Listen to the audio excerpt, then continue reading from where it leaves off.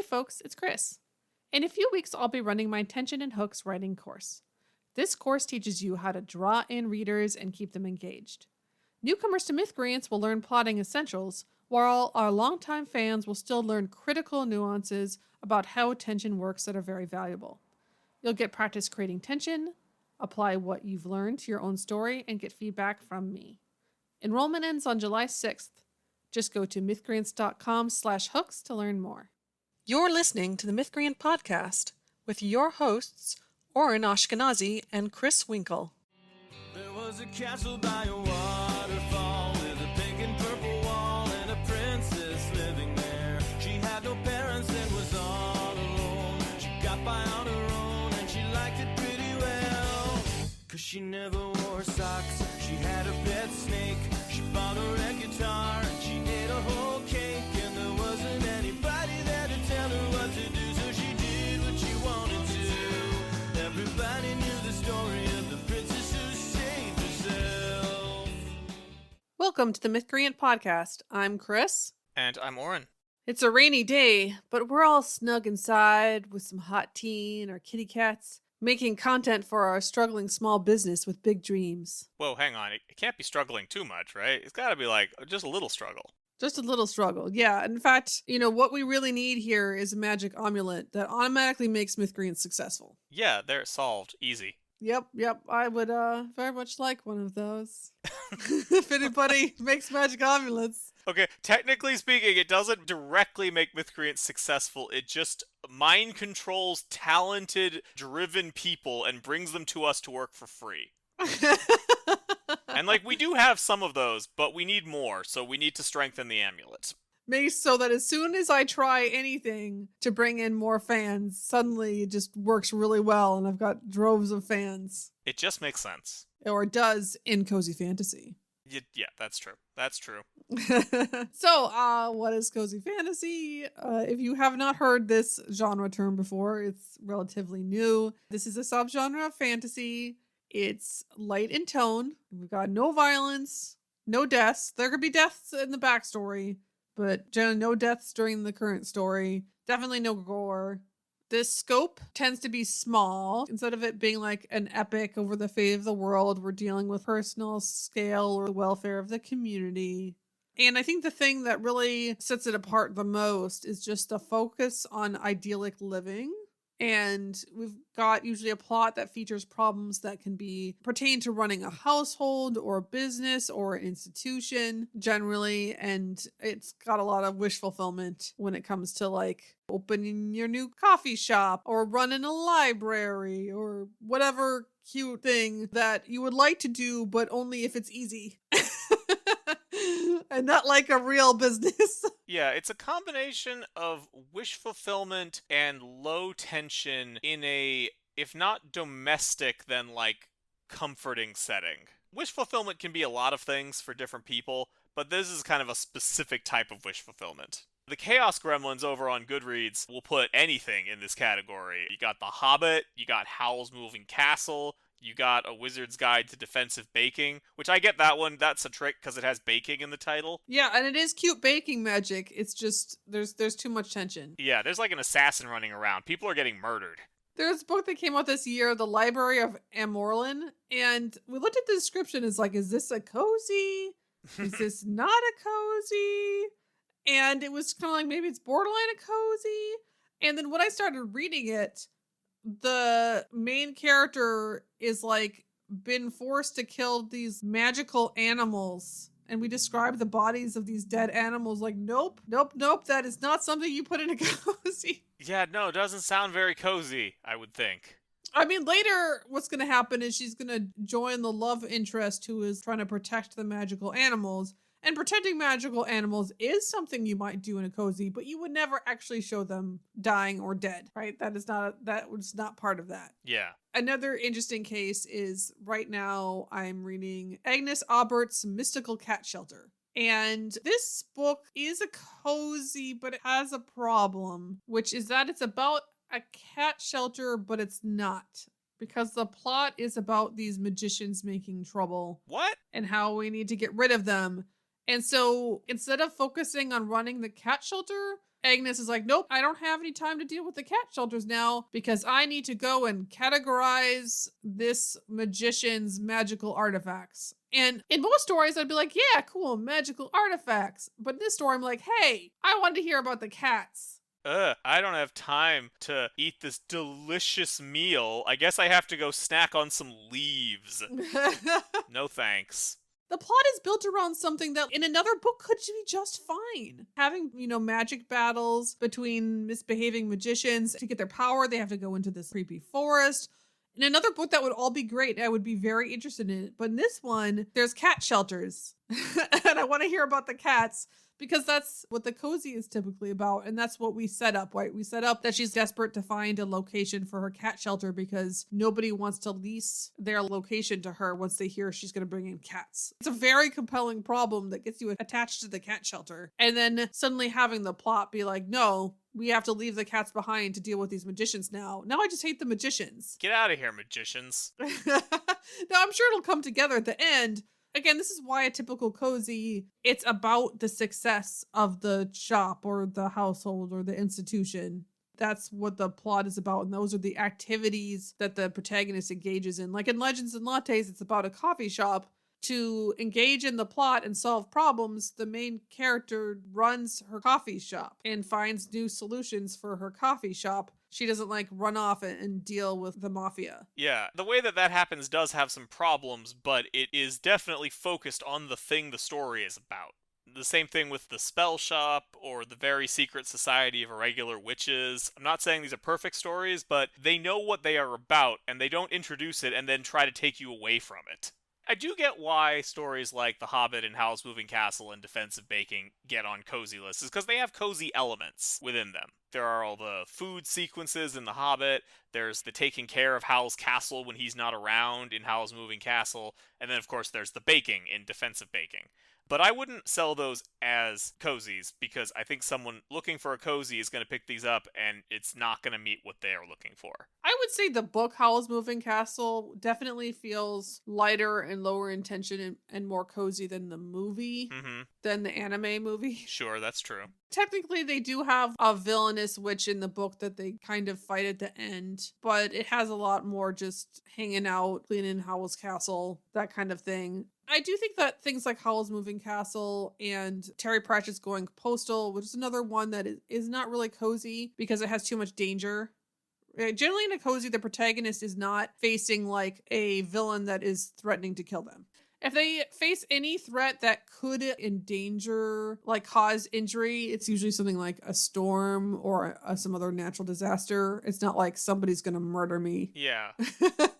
So Going Postal is not a cozy, but this process of finding this old post office with all of these undelivered letters and then inspiring the two remaining postal workers and then starting to redeliver all those letters again and cleaning it up and coming up with new ideas to revitalize the post office. Those are all activities that are just prime cozy activities. Right. And a story where you take over a beloved institution and bring it back from the dead and strengthen it, it could not be a cozy, right? It could be very high tension, but it will have some of the same wish fulfillment as a cozy. Yeah, if it's good. Yeah, if it's good. I was sad to discover that I think the era of cozy fantasy panic pieces may be over. Oh no, we need more silly pieces to make fun of. Because there used to be, every so often, someone would publish a panic piece about how cozy fiction was destroying literature and maybe also turning us into fascists, depending on how spicy they felt. And I can't help but feel like maybe those went away because we suddenly had a lot of real problems to deal with, and we had fewer people who had their heads far enough up their ass to write something like that. I can't prove it, but I know it's true. It just feels so unfair to me. It's like we had so many people pushing grimdark stories for so many years, and it's like, look, the people who are sensitive to tension just want to have their own stories to read, okay? Just let them have their stories. It's bad to want those, Chris. It is a moral failing. I tried to find another one for today's podcast, and the closest I could find was some guy on Blue Sky being mad when a reviewer mentioned that they take the book's genre into account when deciding how to judge it, because in theory, the publisher might have misfiled it in the wrong genre, so how could you punish the author for that? Which was silly, but not nearly as silly as a cozy panic piece. Another kind of cozy fail I've seen is at the beginning of the Enchanted Greenhouse, which is the sequel to Spell Shop. There's just a sequence that some readers would find very harrowing.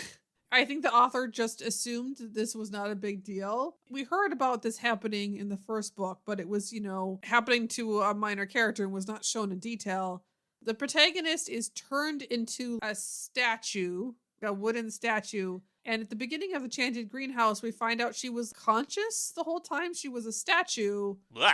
And hear all about her being a statue, like in detail. And that's just, again, that's the stuff of nightmares. It just doesn't belong at the beginning of a cozy. The whole point is this is feel-good fantasy, and we're going for positive feelings. And it is definitely a case of if you do get readers who are like, hell yeah, trapped in a statue, unable to move, but conscious of your environment for years, give me more of that. And then they keep reading and like, what the heck is this greenhouse? What did you trick me for, right? There's no win in that. That's a lose-lose scenario. Yeah. I do think it is worth talking about cozies and tension in general, because I think a good cozy has just the right amount of tension. Does have some tension. Like, for me, the sample cozy reader is my mother, who is real attention sensitive, and she doesn't like adversarial contests between people. She wants everybody to get along. And, definitely prefers not to have violence in her stories. So cozy fantasy, as far as I can tell, if it's not her favorite genre, is at least one of her favorite genres. But she even has a point at which she's like, yeah, that was kind of low tension, even though she doesn't typically like tension that much. And I also think that, okay, there are always the readers who like, yeah, I don't care if this has tension as long as some characters I like are hanging out. And that's fine. But I do think having just that right amount of tension definitely helps broaden the audience. Some people liked, for instance, Bookshops and Bone Dust, which was a sequel to Legends and Lattes. I was so bored because Legends and Lattes has a real tight plot, cohesive plot with problems, and Bookshops and Bone Dust is just fragmented and has no tension to speak of, and I can get through it. So again, I think there's just a sweet spot to be had here, but where we have just enough that there are actual problems that feel like they matter for the protagonist to tackle, but it is not supposed to be scary. It's not supposed to be a thriller. It's not supposed to be particularly exciting. Basically, don't want high stakes usually. And by high stakes usually means somebody's life is threatened. Mm-hmm. Instead, you want stakes that are like medium to low, where the institution is at risk or the business is at risk or something like that. A lot of times emotional stakes. Somebody is emotionally hurt and they need to heal. Or you could have somebody's threatened in a lesser way, right? They're going to be conscripted, they're going to be jailed, they're going to be sent away, and that's going to cause them deep unhappiness. And that's enough. Legends and Lattes is actually a fascinating example to consider tension in cozies through, because it's clear that the author, Baldry, does know the story needs some tension, because he sets up problems, not huge problems, but real problems, like of getting the coffee shop off the ground. And then he sets up this distant but more serious problem of the local mobster wanting to charge protection money. And those are, I'd say, about right for a cozy. The mob's not going to break down her door tomorrow, but it's something we have to deal with. And then, not getting the kitchen extension on the coffee shop's not going to kill anybody, but it matters. The problem is that every single problem is then resolved by her having magical friends who do everything for her. And by her, I mean the protagonist, Viv. And so that's an interesting case where the author knows that some tension is needed, but actually the problem is that he doesn't know how to resolve problems satisfactorily. Or in the spell shop, the stakes are that we're not supposed to have these magic books because we're kind of in an uncertain political situation in the spell shop. But there was a previous empire that basically wanted to hoard all the magic for itself, so nobody else is allowed to have these books. But the community is suffering because it is actually dependent on magic, but because of the hoarding of magic, things on this idyllic little island are falling apart. So the protagonist is trying to solve these problems, but also is trying to not get caught by any potential authorities that come by. And then later we have an inspector come by so we can worry about the protagonist getting caught.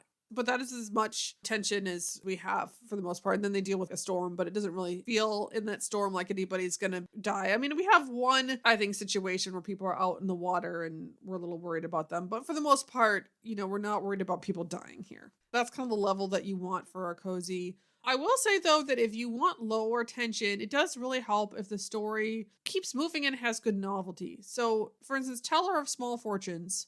That one is a cozy that has probably some of the lowest tension I've seen in a cozy, but it actually kept my attention, despite how low the tension was. And it helped that it was a traveling story, so the characters moved around and encountered new people and did new things.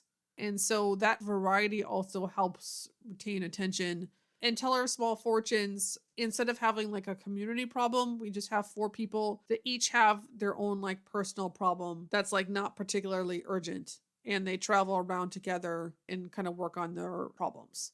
Yeah. If you have a high novelty that you can maintain, you can make up for a lot of other problems with that. Yeah. Just having the story move and having people encounter new things and do new things. Whereas if you take longer for everything that you cover, that is going to make it a little bit harder to keep attention.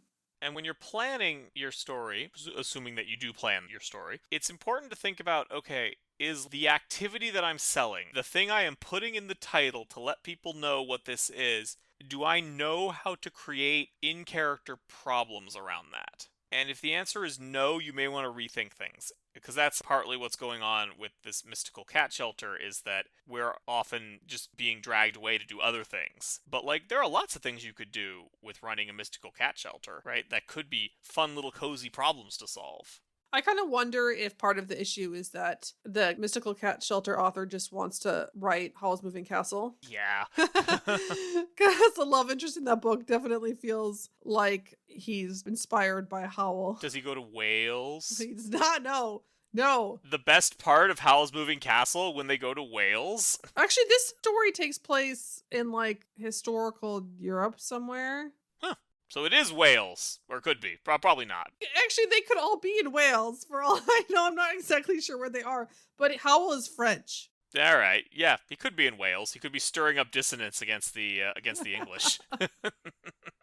So it's actually not in a fantasy world. No, that was very, very silly. Howl should not come from Wales. Yeah.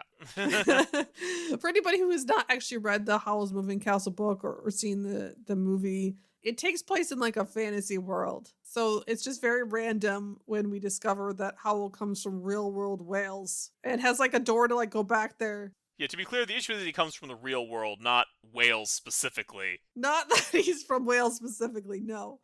It's just weird. That, it's not important to the story in any way. It's just a random thing that takes some time. But he has a portal door to go back to Wales. And it's why are we doing this?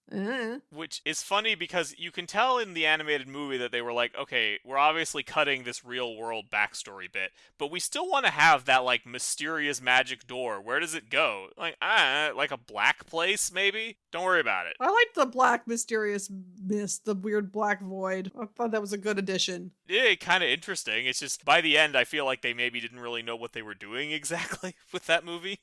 Another book that is not cozy, but I think it's inspired cozies, is Dealing with Dragons. Mm-hmm. Yeah, for sure. Where basically she goes live with a dragon, and then she organizes the dragon horde. There's knights who are coming to rescue her and keep threatening her dragon, and so she has to find ways to make them go away because she wants to stay. Mm-hmm. Then she's visited by the other princesses who are the captives. I mean, they're technically the captives of other dragons, but this is a fairy tale setting where this is just a traditional thing for princesses to do. Yeah, it's more like an internship. Yeah. Unfortunately, reading this book again recently brought up how misogynist it is, which is so sad. Yeah, it is, for sure. For me, I read it as a girl, and so did many other people, I'm sure, in our generation. It still has a lot of fun stuff in it, but the misogyny is very apparent now. I mean, it could be worse. It could be Wheel of Time. That's true. It could be Wheel of Time. That's what I read as a kid and then went back to and was like, oh no. But Dealing with Dragons has a great example of how you take a scenario like that and you add little problems that are fun for the protagonist to solve to give it some like plot structure. We should also note that one of the most useful sources on how to write a cozy is the article What is Cozy Fantasy and How to Write It by Chris Winkle. You flatterer. And importantly, it has tables that you can roll on to generate a cozy premise, which is, as everyone knows, the most important part of writing. People certainly had a lot of fun with that cozy fantasy story generator. And so I would like to do that together now as a family, because once we've done that, we will basically have written a cozy novel, just to be clear. Yeah, that's all I need. So first, if we start with step 1, I would like to run and then I will put 1 to 21 into my little random number generator. It's 15. Oops, sorry, that should be 1 to 12, not 21. My bad. Yeah, and make that many options. 6. Okay, I would like to run a garden. All right, good. We're off to a good start. Okay, the story's about a garden.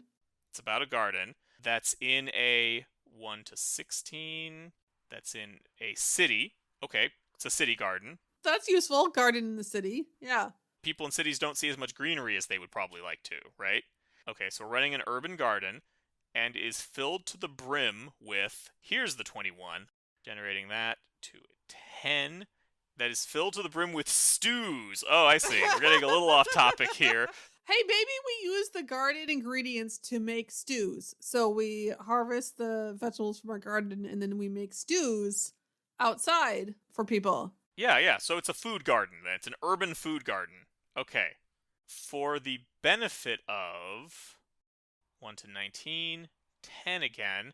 For the benefit of giants. Oh man, they would need that in a city, right? I mean, we do have to keep them from stomping all over the city. So, like, maybe if we can generate enough stew, we can appease them and they'll go away. Right, and this has to be like a magical garden, because how else are we going to grow enough calories to feed giants, right? Yeah. Alright, so it's full of giants who have been lost. So maybe they're like heading to like, there was an old giant city nearby. Ah. That is either hard to find or like fell. And so the giants keep coming and searching of this like legendary city. Right, and we've made this garden to get them stew every time that they come by as like a way to make, to be good neighbors, right? But thanks to this place, they have all found healing. Well, that just basically fits already, right? Yeah, so these giants are lost and they're in bad condition after traveling. They're probably injured, they're probably tired, and they haven't eaten enough. And, when they're in that condition, they probably make some trouble for our city. So we're just going to make big healing stews, take care of these giants so they don't cause trouble anymore. That sounds like a pretty good cozy fantasy, actually. I'd read that. And, so into that, we would have little problems. Like, we would need to get magical fertilizer to prepare for the giants to arrive. And we need to be able to cook the vegetables. Maybe we need to find a type of stew that the giants like. Maybe they have different taste buds than most people. Yeah. And then while we're doing that, we might have to keep the peace between some of the giants who are kind of stressed out. If there are townsfolk who are a little leery of the giants, we might win them over with our stew. And maybe we need to expand our garden so that we have enough for all the giants, so the giants won't fight over the stew. So then we end up befriending a giant, and then we convince the giant to plow an additional area so that we can kind of expand our garden outside the city a little bit. Yeah. Or we talk to some building owners and they let us use their rooftops. Yeah, rooftop gardens. Yeah, okay, see? Yeah. This could be great. We could have lots of fun little conflicts that end with the giants realizing that the real city they were looking for was actually this one with the great stew and the friends they made along the way. I can imagine for that one, I'm trying to think of what would be the climactic, because there usually is a climax that's somewhat exciting. Mm-hmm. Maybe what they were looking for actually appears, but it's bad in some way, like they're gonna fight over it, or something is wrong there and we want to keep the giants from fighting each other, and so we have to create peace. And of course we do that by making the best stew ever, and they're all in such a good mood they can't fight anymore. No one can fight when this stew is served. It's just that good. I think when I added the stew option, I was thinking about, okay, what if you're running a shop or a restaurant or something?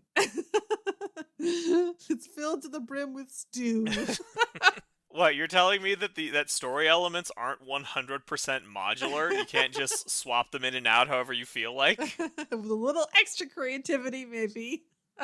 But yeah, no, that element of personal healing, right? Where we've got this effort, this household, this business, this institution, this community, and it's for a group of people that have been suffering, and now we're going to help them heal, right? It's like also really key to Cozy. Those healing themes and emotional wellness is pretty key. Well, on that actual wholesome note, we will go ahead and call this podcast to a close. And if you would like to join a cozy little community that has good feelings, consider supporting us on Patreon and joining our Discord and getting our little personal rambles. Just go to patreon.com/mythcreants. And before we go, I want to thank a couple of our existing patrons. First, we have Eamon Jaber. He's an urban fantasy writer and a connoisseur of Marvel. Then we have Kathy Ferguson, professor of political theory in Star Trek. We will talk to you next week.